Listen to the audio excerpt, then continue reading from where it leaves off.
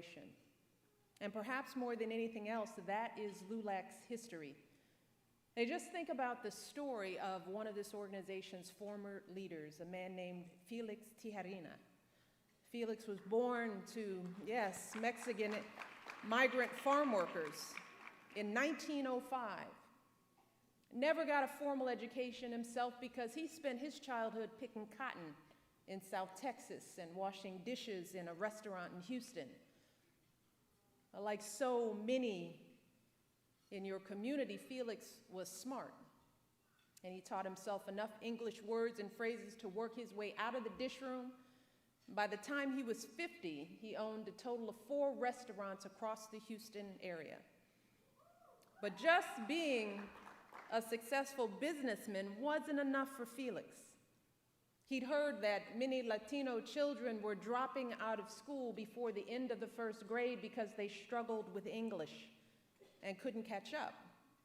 Now, Felix knew this struggle from his own life, and when he became LULAC's national president, he launched a pilot project to help these kids. He hired a young woman to teach a class of Latino preschoolers 5 or 10 English words a day, so that by the end of the summer, they knew about 400 words. A year later, the project expanded to 9 more communities. Now, there was no money for salaries, so Felix paid the teachers himself. And when the schools ran into debt, he paid off that debt too.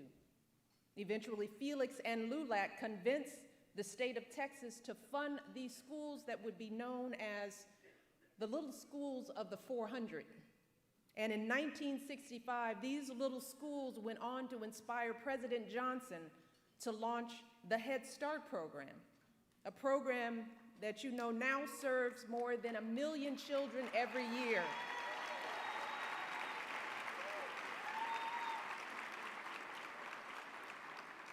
Felix's story is the story of that tenacious pursuit of the American dream, that unyielding focus on lifting up the next generation through education.